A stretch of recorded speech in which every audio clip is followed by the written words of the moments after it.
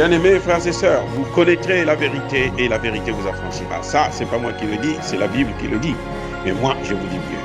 Vous connaîtrez la vérité historique, notamment celle de vos ancêtres kémites, et vous aurez une vision globale de ce que c'est que la vraie souveraineté politique. J'ajoute, vous reviendrez à la spiritualité africaine ancestrale et vous comprendrez les enjeux de l'indépendance économique. Et pour terminer, vous accepterez votre identité culturelle kémite et vous obtiendrez deux choses. La première, c'est la paix. La seconde, c'est le développement, à une condition. L'unité de toute l'Afrique noire, l'unité de tous les Noirs du monde entier. Otep à tous, bienvenue sur la chaîne des panafricanistes par essence, par conviction et par excellence. Celle des citoyens kémites par nécessité et obligation de combat. Nous sommes une chaîne qui n'est guidée que par nos ancêtres et rien que par les ancêtres qui appartiennent à l'égrégore du monde noir.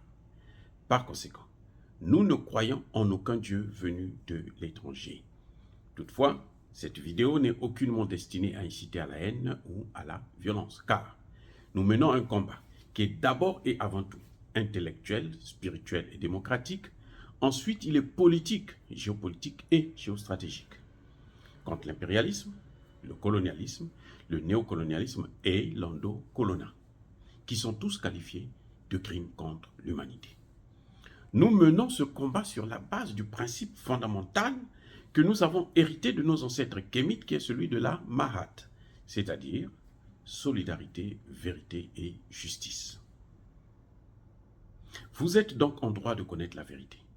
Et nous avons l'obligation de vous dire la vérité, rien que la vérité, afin que justice soit rendue au continent africain. Et ça, c'est notre modeste contribution dans cette noble lutte en faveur de la souveraineté, la dignité, la solidarité et l'unité africaine.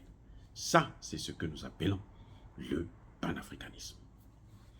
Bien-aimés frères et sœurs, et si Félix Tshisekedi était un agent de la CIA?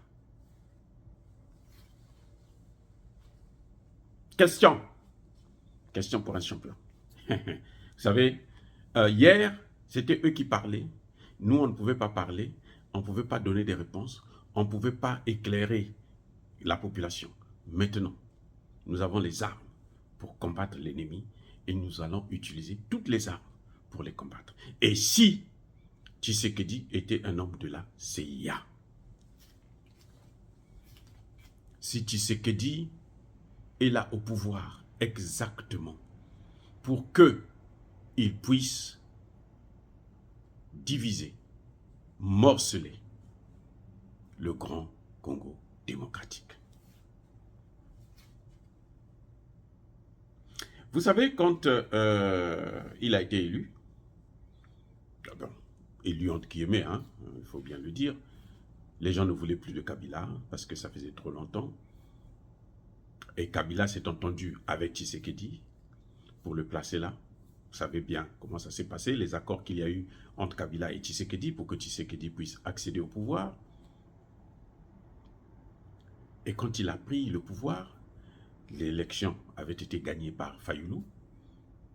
Les Occidentaux ont dit non, parce que Fayoulou lui-même, c'était un homme des Occidentaux qui avait été préparé par les Occidentaux. Vous le savez aussi. D'ailleurs, il ne vit pas au Congo démocratique, il est toujours entre les grandes villes, comme les présidents, les leaders congolais, ce sont des voyageurs. Ils sont plutôt des nomades, on pourrait dire, nouveau modèle. Puisque eux, ils ne restent pas chez eux, ils préfèrent circuler dans tous les pays et ils veulent faire le tourisme. Mais bon, il faut les laisser faire puisque bon, ils ont de l'argent à gaspiller, malgré le fait que la population continue à souffrir. Bon, quand Tshisekedi prend le pouvoir, il y a eu des contestations de toutes les puissances occidentales, y compris les États-Unis. Ils ont dit non, non, non, c'est pas normal, c'est Fayoulou, parce que c'est Fayoulou qu'ils avaient préparé. Tshisekedi a commencé à voyager, à les rencontrer, à parler avec les ambassadeurs qui sont au Congo, ainsi de suite. Et tout de suite, il y a eu un changement complet, c'est-à-dire un virage à 190 degrés. Et ils ont tourné la face, ils se sont dit non, ça c'est notre homme. Bien-aimés frères et sœurs, ça ne se fait jamais gratuitement. Il faut qu'il y ait en échange quelque chose.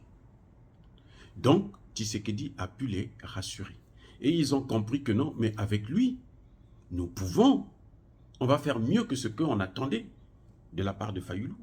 C'est ça qui justifie le virage des puissances occidentales qui le détestaient, qui ne pouvaient pas le voir, qui contestaient son pouvoir et qui changent complètement pour être maintenant les soutiens de Tshisekedi. Et c'est là qu'on a commencé à voir les États-Unis commencer à dire non, oh, Tshisekedi c'est un démocrate, c'est un négociateur, c'est un pacifiste. Et ça donne une grosse tête à notre président. Bon. Que voulez-vous les amis, on est obligés. Mais il faut qu'on vous dise la vérité, il faut que vous compreniez ce qui se passe.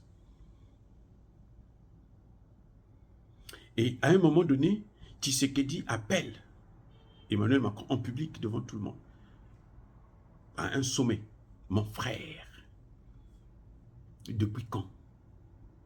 Ah, lui, quand il était en Belgique, là, il était le frère de Emmanuel Macron. Ils se rencontraient pour boire le vin de palme ou le champagne, le Beaujolais nouveau, pour manger le foie gras. Non. Certainement que monsieur est rentré dans leur secte. Eh oui, c'est comme ça que ça se justifie. Parce que dans ces sectes-là, vous êtes tous des frères. Eh oui, les gars, c'est ça la réalité.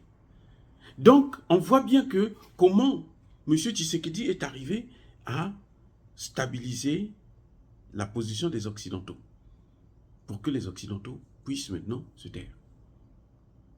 Mais est-ce que Tshisekedi vous a dit ce qui se passe exactement? Est-ce que les Occidentaux peuvent vous dire ce qui s'est passé? Non. Les Occidentaux, vous avez déjà dit que non, Mobutu était un homme de la CIA. C'est pourtant Mobutu qui a trahi Patrice Lumumba. C'est pourtant le père de Tshisekedi qui a trahi Patrice Lumumba. Souvenez-vous, je vous ai déjà dit ça, que Étienne Tshisekedi qualifiait Patrice Lumumba de crapaud. Il appelait le crapaud. Eh oui. Et que va penser le fils? Tel père, tel fils. Donc, il était du côté opposé de Patrice Lumumba. Ce sont eux qui étaient là pour, justement, balkaniser le pays. Ce que Tshisekedi oublie, c'est que nous sommes dans l'ère du Verseau où on ne peut plus faire tout ce qu'on veut. Ce n'est pas si facile que ça, les gars. Eh oui. J'accuse le président Tshisekedi de travailler pour les Occidentaux pour deux raisons fondamentales. Il n'y a pas longtemps, il a rencontré les entrepreneurs. Il fait le tapage, il est en campagne. Il a rencontré la jeunesse aussi, il n'y a pas longtemps. Et il est en train d'haranguer. Mais quand il les rencontre, qu'est-ce qui se passe? Il leur parle d'argent, il dit que je veux faire de vous des milliardaires, des millionnaires. On s'en fout de ça. À quoi ça sert des millions dans un pays morcelé où vous êtes devenus les esclaves des Occidentaux? Parce que c'est ça le problème. Ce que Tshisekedi même lui-même ne comprend pas, c'est que si les Occidentaux arrivent à mettre la main, arrivent à couper en mini-morceaux le Congo démocratique, ils vont non seulement puiser les ressources, mais ils vont martyriser la population.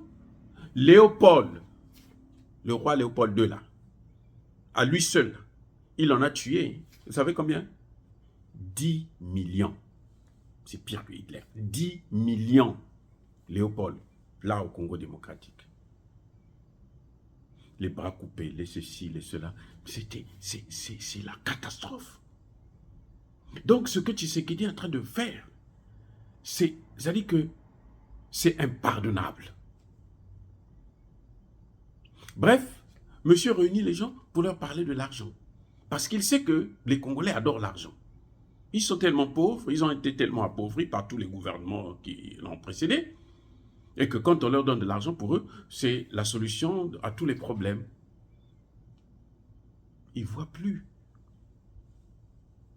l'avenir. On ne voit plus l'avenir. La jeunesse a essayé de regarder la situation un peu de près, regarder un peu le problème de l'avenir des générations futures, mais en réalité, ce qui les intéresse, c'est l'argent. Les entrepreneurs, ce n'est même pas la peine.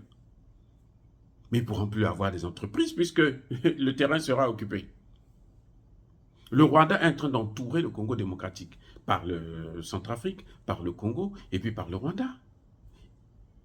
Mais ils vont attaquer même Kinshasa. Il ne faut pas se leurrer pour ça. Les Occidentaux ne font pas le travail à moitié. Je vais vous dire une chose. Tshisekedi ne vous dira jamais qu'il est allé signer des accords avec la CIA, avec les États-Unis, pour faire accepter la partition, la balkanisation du Congo aux Congolais. Et c'est ce qu'on est en train de voir. Dernièrement, il a augmenté les salaires des députés parce que le président du Sénat avait posé le problème des Nations Unies. Vous avez vu quand la jeunesse a dit non, nous on ne veut plus voir ces Nations Unies. Qui est venu les protéger? Qui est venu sauver les Nations Unies? C'est le même Tshisekedi. Vous savez ce qu'il a dit? Il a dit que la population est manipulée. La jeunesse est manipulée. Vous savez qui utilise ces termes? Mais c'est Emmanuel Macron. Emmanuel Macron dit que même nous autres là, même moi là, ce que je suis en train de dire là, c'est parce que la Russie, Poutine me donne de l'argent. Pauvre de moi, ni d'Adam ni d'Ève. Je ne connais même pas parler le russe. Vous voyez, je connais seulement niet, c'est tout. Bon, bref. Vous voyez, il reprend les mêmes phrases, les mêmes termes, dans des circonstances et pourtant différentes. Il dit que la population est manipulée. Ils n'ont pas la vraie information. Ça, c'est exactement le langage d'Emmanuel Macron. Partout là où il passe, là, les Africains sont manipulés. Poutine manipule les Africains. C'est Poutine qui dicte aux Africains ce qu'il faut faire. C'est Poutine qui est en train de... Alors que nous savons tous que c'est faux. S'il a sauvé les Nations Unies, qui sont là, les Nations Unies qui sont là, pour exécuter justement le plan des Occidentaux sur la balkanisation du Congo. Mais à quoi il sert? C'est qu'ils travaillent pour eux. Eh oui, les amis, ils travaillent pour eux. Mais maintenant, mon message à Tshisekedi, c'est lequel? Mobutu aussi a travaillé pour eux. Mobutu était un dictateur intelligent, hein? Ça il faut le reconnaître. Mobutu a travaillé pour eux. Mais vous savez quoi? Pour tuer Mobutu là, c'est pas Laurent Désiré Kabila qui l'a décidé. Il n'allait jamais pouvoir le faire. Ce sont les Américains. Les Américains ont dit aux Congolais, si vous voulez le développement, vous devez tuer Mobutu. Tuez-le. Nous, on va vous aider à vous développer. Comme ça, c'est tout ce qu'ils ont dit. Hein. Mais bien entendu, ça ne se dit pas directement. Ils ont mis les moyens en marche, l'argent, les médias, ainsi de suite. La guerre de ce temps-là, de notre temps-là, elle est communicationnelle. Ils ont fait passer le message. Et tout le monde a compris qu'il fallait tuer Mobutu. On n'avait plus besoin de tuer, on ne devait plus le voir. Jusqu'à tuer ses enfants, pratiquement tous ses enfants. On a tué Mobutu. Ou plutôt Mobutu est mort parce qu'il était déjà très malade. Il est mort. Ça fait plus de 25 ans. Où est le développement promis au Congo là? Où est le développement? Donc, Tshisekedi, ce qu'il est en train de faire, un jour, les mêmes Occidentaux vont dire à ces mêmes Congolais, parce que cette population, malheureusement, on la manipule. Il suffit de quelques mots, il suffit de un peu d'argent, il suffit de mettre les médias derrière. J'écoute les médias congolais tout le temps. Oh, le président Tshisekedi, il a rencontré. Les Français ont dit, les Américains ont dit, Kagame arrête et tout machin. Kagame ne fait que progresser. Il est déjà dans les portes de Goma. Il est dans les portes de Goma. Et quand Tshisekedi rencontre la jeunesse, il ne parle pas de faits réels. Il ne dit pas à la jeunesse que voici ce que je veux faire. Les militaires congolais, le Congo, les FARDC, nous avons des hommes et des femmes vaillantes qui sont prêtes. Ils sont tous prêts à faire la guerre. Ils ne sont pas équipés. On ne va pas faire la guerre comme ça, avec des dents ou avec des morceaux de bois. Soyons sérieux. Et pour nous faire avaler la pilule encore, ils ont sorti une histoire. C'est les Occidentaux qui disent, oh, au Conseil de sécurité de l'ONU, hein, non, les armes que le gouvernement achète, ils n'arrivent pas. C'est bloqué. Lesquels qui bloquent? Mais ce sont les mêmes Occidentaux. Parce que les bateaux qui transportent ces armes, ces navires-là, ce sont des navires occidentaux. Les compagnies d'assurance qu'ils utilisent, ce sont des compagnies occidentales. Donc ce sont eux qui bloquent. Et Tshisekedi qui vient et dit, mais c'est comme si nous on est sous embargo, on ne nous a jamais annoncé. Mais c'est quoi ça? Vous allez le voir là, bientôt là, dans quelques jours là, vous allez le voir à Washington. Pour aller célébrer encore la fête Afrique et USA. Parce que lui, c'est ça qui l'intéresse. Ce sont les Occidentaux qui lui ont dit, quitte l'Afrique centrale, va en Afrique de l'Ouest. Parce que l'Afrique centrale, en ce moment, il ne maîtrise pas trop bien l'Afrique centrale. Ça échappe un peu. Donc, il va en Afrique de l'Ouest, de l'Est plutôt, là où vous avez l'Ouganda, le Rwanda, le Kenya. Et c'est là-bas qu'il y aura la solution. Pour toi, la solution, il est parti. Où est la solution? La situation ne cesse de s'aggraver. La situation de s'aggraver. Donc, pour moi, je souhaite me tromper. En tant que spécialiste de questions politiques, je dis que Tshisekedi ne travaille pas pour le Congo. Tshisekedi travaille pour les Américains. Ce sont eux qui ont intérêt à ce qu'on puisse balkaniser le Congo démocratique. Et Tshisekedi, c'est l'homme qu'ils ont choisi pour faire le travail. L'avenir nous le dira. Qui vivra, verra. Vous allez voir quand il va venir là seulement. J'espère qu'il ne va pas venir. Mais si vous le voyez ici, là, à Washington, là, vous comprendrez que dans un pays en guerre, lui vient traîner ici. Il n'est jamais parti en Russie pour aller voir Poutine, s'asseoir avec lui, lui dire voilà les problèmes que j'ai. Aide-moi à régler ces problèmes. J'ai besoin des armes. Jamais il ne le fait pas. Parce que ses maîtres ne peuvent pas tolérer ça. Eh oui, c'est tout. Monsieur Tshisekedi est en train de faire le jeu que faisait Mobutu. Mobutu aussi était l'homme des Occidentaux. Abou Abia. Oh, bien-aimés frères et sœurs, soyez bénis, je persiste et je signe par le Dieu des Kémites. Et que ceux qui persécutent le continent africain, ceux qui le déstabilisent et le pillent, qu'ils puissent être maudits, qu'ils soient noirs ou blancs, qu'ils soient neutralisés, qu'ils soient écrasés, qu'ils soient foudroyés, qu'ils soient punis par le Dieu de Kémite et par nos ancêtres angélisés. J'ai dit et j'assume.